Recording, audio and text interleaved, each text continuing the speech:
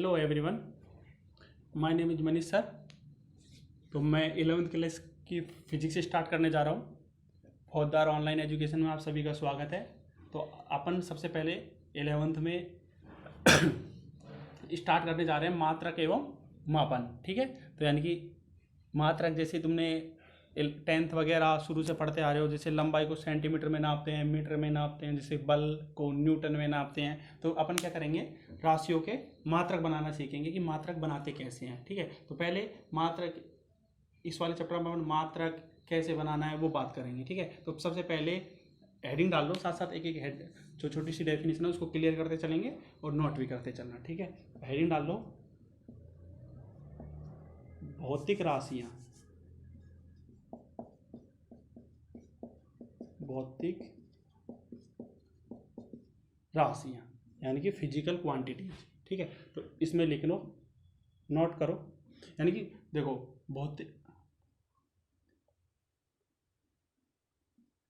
भौतिक राशियाँ, भौतिक राशियाँ वे राशियाँ होती हैं जिन्हें नापा व तोला जा सकता है। यानी कि या तो उनको नाप सकते हैं या तोल सकते हैं, उन्हें बोलते हैं भौतिक राशियाँ। यानी कि वे राशियाँ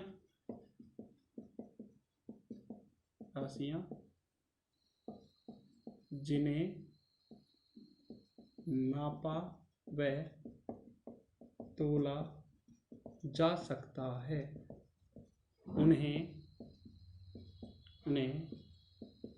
भौतिक राशियाँ कहते हैं। यानी कि ऐसी राशियाँ जिन्हें नापा व तोला जा सकता है उन्हें भौतिक राशियाँ कहते हैं। भौतिक राशियाँ दो प्रकार, जैसे एग्जाम्पल लिख लो इसके उदाहरण जैसे लंबाई को नाप सकते हैं, द्रव्यमान तोला जा सकता है, कितना किलो है, समय नाप सकते हैं कितना समय हो रहा है, 2 घंटे 3 घंटे, ताप टेम्परेचर जैसे कितना टेम्परेचर हो रहा है आदि। बल बहुत सारे होते हैं। ठीक है, तो भौतिक राशियाँ जिन्हें केवल नापा व तोला जा सकता है उन्हें भौतिक राशियाँ बोलते हैं। भौतिक राशियाँ होती हैं दो प्रकार की। पहली लिखो, मूल राशियाँ। भौतिक राशियाँ दो प्रकार की होती है। फर्स्ट हेडिंग डाल लो, मूल राशियाँ। तो इसमें लिखना है, देखो मूल राशियाँ क्या होती है पहले समझ लो। यानी कि वे राशियाँ जो किसी अन्य राशि पर निर्भर नहीं करती हैं, वो केवल उन्हीं के रूप में व्यक्त किया जा सकता है, उनको किसी अन्य रूप में व्यक्त नहीं किया जा सकता, उनको बोलते हैं मूल राशियाँ। ठीक है, यानी कि ऐसी राशियाँ जिन्हें केवल उन्हीं के रूप में व्यक्त किया जा सकता है, किसी अन्य रूप में व्यक्त नहीं किया जा सकता, उन्हें मूल राशियाँ कहते हैं। या ऐसे बोल देना, वे राशियाँ जो किसी अन्य राशि पर निर्भर नहीं करती हैं उन्हें मूल राशियाँ कहते हैं। मूल राशियों की संख्या 7 होती है। ये भी फिक्स होती हैं, ये 7 होती हैं, 7 से ज़्यादा नहीं होती हैं। ये 7 राशि होंगी, वो कौन कौन सी होती है याद करनी है। पहले लिखो लंबाई, दूसरी लिखो द्रव्यमान, तीसरी लिखो समय, चौथी लिखो ताप, पांचवी लिखो विद्युत धारा, छठी लिखो पदार्थ की मात्रा, और सातवीं लिख लो प्रदीपन तीव्रता। ठीक है, तो मूल राशियाँ ऐसी राशियाँ जिन्हें किसी अन्य राशि के रूप में व्यक्त नहीं किया जा सकता, मूल राशियाँ कहलाती हैं। 7 होती हैं, लंबाई, द्रव्यमान, समय, ताप, विद्युत धारा, पदार्थ की मात्रा, प्रदीपन तीव्रता। ठीक है, तो ये होगी मूल राशियाँ, इनको नोट कर लो। ठीक है, रफ कर देता हूँ।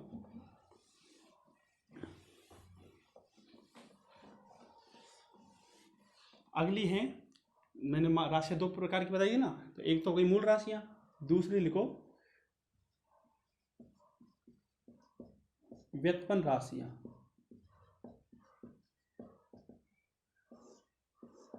मूल राशियां क्या थी, वो किसी और पर निर्भर नहीं करती हैं। तो व्युत्पन्न राशि होती हैं ये मूल राशियों पर निर्भर करती हैं, यानी कि ऐसी राशियां जो मूल राशियों पर निर्भर करती हैं उन्हें व्युत्पन्न राशियां कहते हैं। यानी कि जो ये राशियां होंगी वो मूल राशियों पर निर्भर करेंगी, यानी कि लंबाई, चौड़ाई, द्रव्यमान, जो 7 राशियां थी ना, वो किसी ना किसी रूप में इनमें जरूर आएंगी। वो 7 में से कोई ना, सभी भी आ सकती हैं, कोई एक आ सकती है, सब कैसे भी आ सकता है। ये राशियां मूल राशियों पर निर्भर करती है। जैसे एग्जाम्पल देख लो, एग्जाम्पल उदाहरण, चाल। चाल वैसे थोड़ी देर के लिए देखो, चाल बराबर क्या होता है, दूरी बटा समय। तो देखो दूरी लंबाई होती है, समय तो मूल राशियां हैं दोनों, तो चाल किससे बनी, मूल राशि से। ठीक है, बल, त्वरण, आयतन, उदाहरण लिख रहे हैं इनके, घनत्व आदि बहुत सारी होती हैं, अभी बात करेंगे अभी आगे। तो ये तुम्हारी व्युत्पन्न राशि हो गई। ठीक है, तो ये राशियां समझ में आ गई। राशियां क्या होती हैं, जिन्हें नापा व तोला जा सकता है। 2 प्रकार की होती हैं, मूल राशियां, व्युत्पन्न राशियां। सॉरी भाई।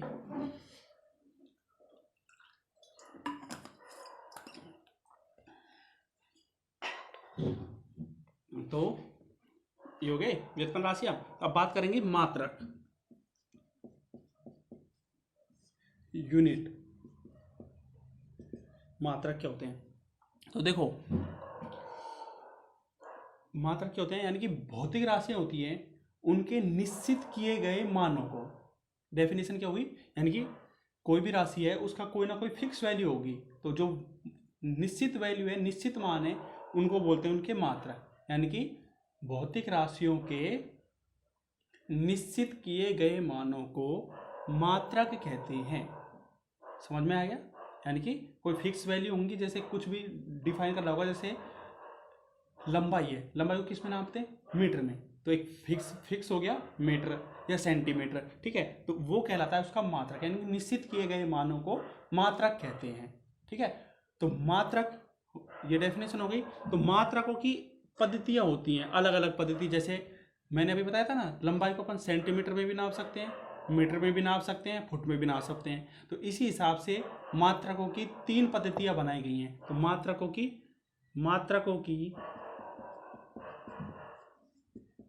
3 पद्धतियां होती हैं। तो फर्स्ट CGS, सेकंड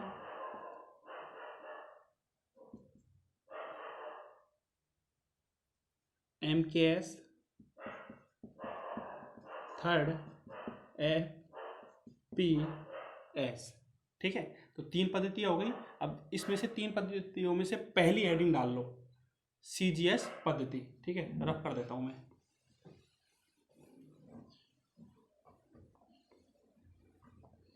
तो फर्स्ट हेडिंग डाल लो, फर्स्ट पढ़ा रहा हूं मात्रकों की पद्धतियों में CGS पद्धति, यानी कि CGS पद्धति। तो CGS पद्धति में होता क्या है कि CGS पद्धति में, अब एक मिनट, ठीक है, तो क्या पढ़ रहे थे, CGS पद्धति। तो CGS पद्धति में देखो, CGS पद्धति में लंबाई को सेंटीमीटर में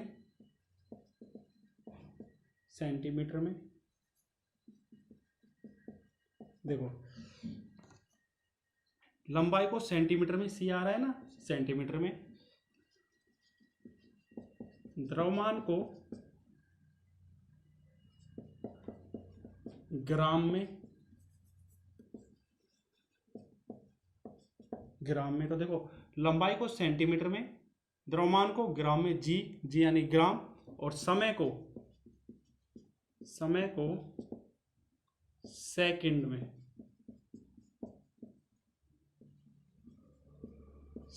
में, मापा जाता है। यानी कि देखो ये वाली चीज लंबाई के लिए है CGS, देखो CGS, ठीक है। तो ये वाली लंबाई यानी कि सेंटीमीटर, ये वाला द्रव्यमान यानी कि ग्राम, और ये वाला यानी कि समय यानी कि सेकंड। यानी CGS में लंबाई को सेंटीमीटर में, द्रव्यमान को ग्राम में, समय को सेकंड में नापा जाता है या मापा जाता है। ये होती है CGS पद्धति। सेकंड हेडिंग डालो, नोट कर लो। सेकंड वाली पद्धति है MKS पद्धति। तो देखो M यानी कि मीटर, K यानी कि किलोग्राम, S यानी कि सेकंड। यानी कि इस पद्धति में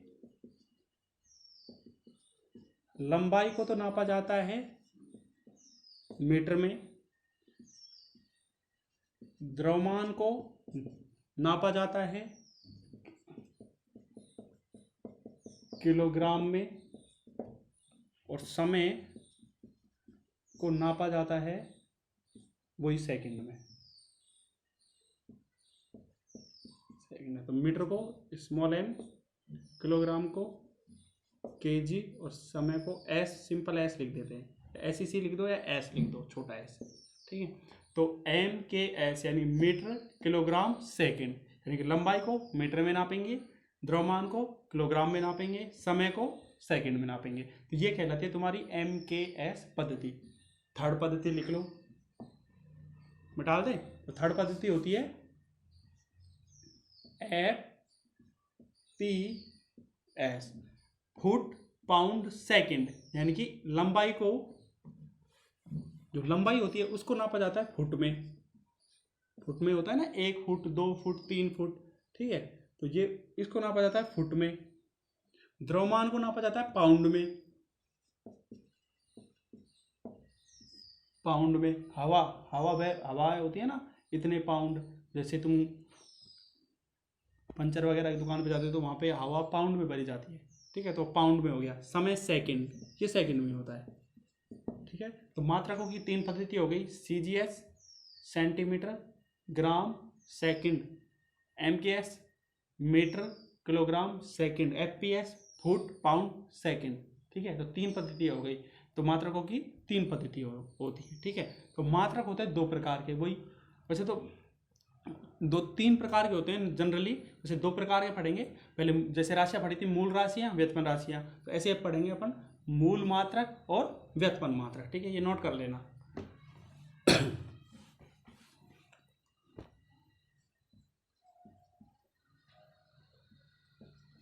ठीक है, तो पहला लिख लो मूल मात्रक। तो लिखो मूल राशियों के मात्रकों को मूल मात्रक कहते हैं, ठीक है। तो मूल राशि कितनी होती है? 7। तो मूल मात्रक भी कितने होंगे? 7। तो देखो टेबल बना लो।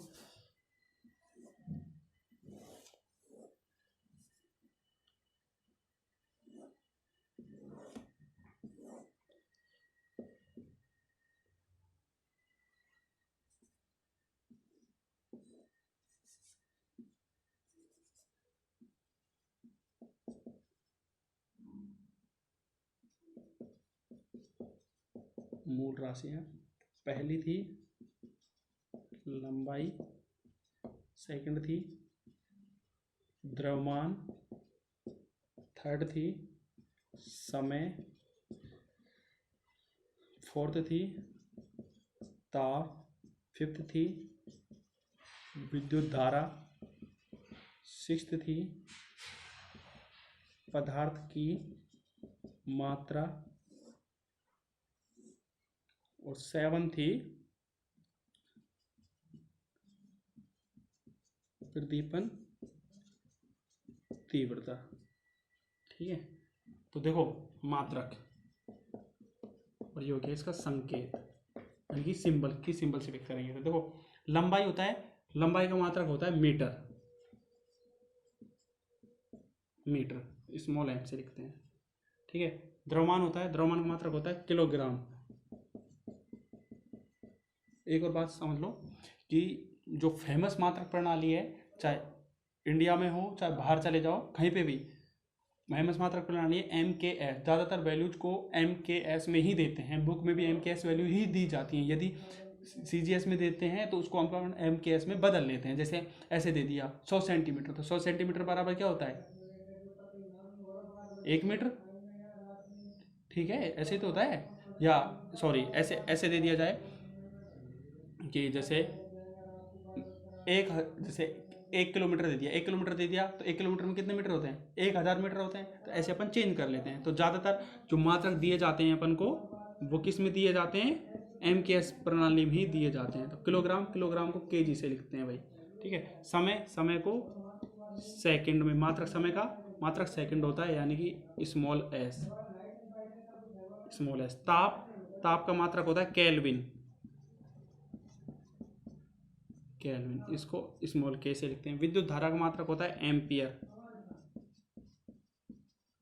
इसको कैपिटल ए से लिखते हैं। पदार्थ की मात्रा नापी जाती है मोल में, मोल, तो इसको लिखते हैं MOL। ठीक है, मोल में जैसे तुमने गैस भी पढ़ा होगा, इतने मोल गैस है, या मोल अभी पढ़ोगे तुम आगे चैप्टरों में। वो प्रतिपन तीव्रता को नापा जाता है कैंडेला में, कैंडेला में, इसको CD से व्यक्त करते हैं। तो 7 मूल राशि होती हैं, इनके मात्रक और इनके सिंबल याद होने चाहिए। तो 11 वाला ये याद कर लेना, मूल राशियाँ 7 होती हैं, 7 के मात्रक और इनके सिंबल। ठीक है, 1 2 3 4 5 6 7। ठीक है, 7 हो गए। ठीक है, तो ये हो गई तुम्हारी मूल राशियाँ। ये नोट कर लो, बना लो टेबल। ठीक है, टेबल बना लो।